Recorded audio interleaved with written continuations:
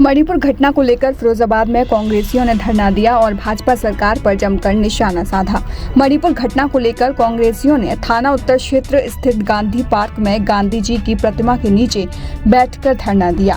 पूर्व प्रत्याशी योगेश दिवाकर ने कहा कि वैलेंटाइन डे पर आरएसएस और भाजपा के लोग पार्कों पर नजर आने लगते हैं। मणिपुर में महिलाओं को नग्नावस्था में दौड़ाने का मामला काफी गंभीर है। ऐसी सरकार को आप क्या नाम देंगे? जनता चाहती है कि वहां के मुख्यमंत्री को बर्खास्त कर नए सिरे से चुनाव कराया जाए। जिसकी सरकार में महिलाएं सुरक्षित नहीं हैं, ऐसी सरकार को सत्ता में रहने का अधिकार नहीं है। कांग्रेस यही मांग करती है। आज का धरना है, क्या कहना चाहती हूँ? ये धरना हमारा 11 बजे से है और इसके हमारे जो ब्रजलाल खाबरी जी हैं प्रदेश अध्यक्ष, उनके निर्देश अनुसार है। और आप देख रहे हो जैसे कि न्यूज में कितना आ रहा है मणिपुर में अभी तक भी हिंसा शांत नहीं है, हिंसा बराबर चल रही है। तो मैं सरकार से यही कहना चाहूंगी कि अभी एक स्पीच दी थी हमारे मोदी जी ने, तो उसने कहा था 140 करोड़ जनता हमारे देश की, वो शर्मसार है। तो मैं उनसे ये कहना चाहूंगी, आपके होते हुए इस देश की जनता कैसे शर्मसार हो रही है? क्या आपके हाथ बंद हैं? जब एक वैलेंटाइन डे आता है तो आरएसएस के लोग और बीजेपी के लोग हर पार्क में नजर आते हैं पुलिस को लेकर कि कोई भी लड़की लड़का मिल ना पाए। मैं कहती हूँ, इस बात से सहमत हूँ, अच्छी बात है।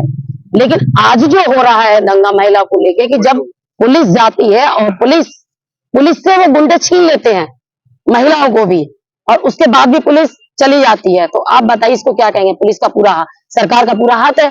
सरकार हिंसा चाहती है कि आपस में मरे और ये जगह खाली हो। मोदी जी तो नारा देते हैं बेटी पढ़ाओ बेटी बचाओ। मैं उसी मुद्दे पे आती हूँ, बेटी पढ़ाओ और बेटी बचाओ, लेकिन किसके लिए?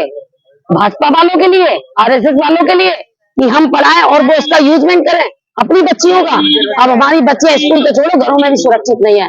जिनके घरों से उनको निकाल दिया जा रहा है और वो जंगल की तरफ भाग रही है और वहां से उनके पिताजी को, भैया को काट दिया जाता है, उनको शर्मसार किया जाता है कपड़े उतार कर। आप बताइए ऐसी सरकार को आप क्या नाम देंगे? ये तो पूरे 140 करोड़ जनता की जो निगाहें हैं, ये मोदी जी कह रहे हैं इस तरह कह के वाही लूट लेंगे। आप जनता तक पहुंचे तो सही। जनता चाहती क्या है? जनता यही चाहती है कि वहां के मुख्यमंत्री को बर्खास्त किया जाए और वहां पे नई सरकार का निर्माण किया। देखिए, आज हमारा जो ये 11 बजे से शुरू हुआ उपवास है, इसके बाद कैंडल मार्च है। जिस प्रकार से मणिपुर आप देख रहे हैं कि पिछले 2.5 महीने से जल रहा है और वहां पर महिलाओं के संग वहां सैकड़ों लोगों की हत्याएं हो चुकी है, संघर्ष चल रहा है वहां पर, और महिलाओं के संग जिस प्रकार से अमानवीय कृत्य हो रहा है, इसकी कांग्रेस पार्टी निंदा करती है। हमारे प्रदेश के अध्यक्ष माननीय श्री ब्रजलाल खाबरी जी द्वारा ये आह्वान किया गया था, जिसमें हम लोग आज यहाँ गांधी प्रतिमा के नीचे बैठे हुए हैं। मैं आपको बताना चाहता हूं कि महिलाओं के संग इस तरह का व्यवहार हिंदुस्तान में कभी नहीं हुआ। ये जो केंद्र की और प्रदेश की वहां की सरकार है, ये इसमें मूक दर्शक बनी हुई बैठी हुई है। इससे पता चलता है कि इस सब कृत्यों में इनकी सहमति है। भारतीय जनता पार्टी एक नारा देती है, बेटी बचाओ बेटी पढ़ाओ। आपको लगता है कि उनके नारे में जरा भी सार्थकता है? जिस प्रकार से महिलाओं के संग, जिस प्रकार से युवाओं के संग, जिस प्रकार से किसानों के संग इस और जितनी भी जनता की जो समस्याएं हैं उसको कुचलने के लिए सरकार ने जो कार्य किए हैं, इसकी जितनी भर्त्सना की है, जितनी निंदा की है, वो कम है। आने वाले समय में कांग्रेस पार्टी चाहती है कि जो महामहिम राष्ट्रपति महोदय हैं, हम उनसे ये अपील कर रहे हैं कि जो मणिपुर की सरकार है उसको तत्काल प्रभाव से वहां पर बर्खास्त किया जाए और वहां पर एक नई सरकार का गठन हो। जिस प्रकार से हमारे राहुल गांधी जी जब मणिपुर गए थे, तो इस सरकार और इसके जो नुमाइंदे हैं, इन लोगों ने ये कहा था कि सर राहुल जी वहां पर गए हैं, वहां ऐसे जाने की कोई आवश्यकता नहीं थी। आज यही सरकार ये कह रही है कि नहीं, हम चर्चा के लिए तैयार है, लेकिन जब चर्चा की बात सदन में आती है तो माननीय प्रधानमंत्री जी उसका अपना कोई वक्तव्य नहीं देते, जिस चक्कर में सदन नहीं चल पा रहा है।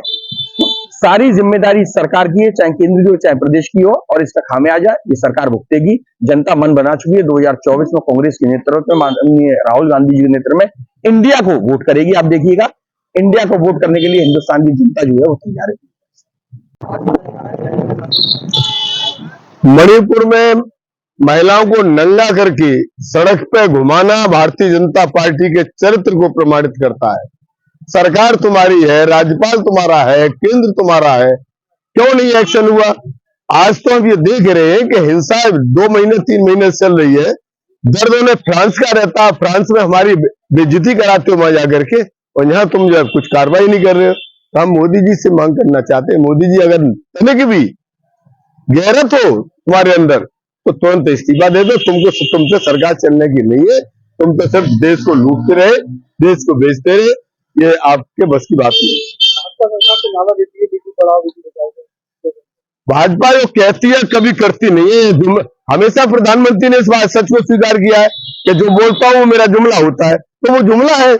प्रधानमंत्री इस मामले में झूठ नहीं बोलते, वो कहते हैं जो हम कहते हैं हमारा जुमला होता है। तो बेटी बचाओ बेटी पढ़ाओ वो तो जुमला है, लेकिन भाजपा के लोग ही बेटियों के साथ, महिलाओं के साथ दमन, अत्याचार, बलात्कार वो कर रहे हैं, और उनको संरक्षण देते हैं मोदी जी, आज भी दे रहे हैं। कांग्रेस सरकार की क्या करेगी? कांग्रेस सरकार, हमारे राहुल गांधी मणिपुर गए, उसके बाद हमने संसद में सवाल किया 56 इंच के सीना वाले से कि कहा है भाई तुम्हारा सीना कमजोर क्यों हो गया है? हमारे तो सांसद की सदस्यता भी तुमने छीन ली बेशर्माई बेहयाई से। इसमें मैं आज भी कह रहा हूं कि मोदी क्या है? मोदी वंश ने तो शायद देश में पहले भी शासन किए। मोदी वंश इतिहास उठाओ, मुस्लिम मोदी हुआ करते थे, लोधी भी हुआ करते थे, लेकिन आज तुम मोदी के नाम पर तरह का जो बेहुदापना कर रहे हो, लुटेरे तुम मोदी हो गए। और मोदी वंश का कोई लुटेरा जा रहा है तो हम कहेंगे मोदी के नाम से लुटेरों में सबके मोदी मोदी आए, दूसरा तो उसमें नहीं। तो क्या गलत है? मैं कह रहा हूं सीना तान के कि मोदी वंश के लोगों ने ही देश को लूटा है, जब से चौकीदार मोदी हुआ, और मोदी के ही लोग यहां से लूट के ले गए। तो इसमें क्या गलत कह रहे हैं? हम कह रहे हैं हम तो करो कार्रवाई।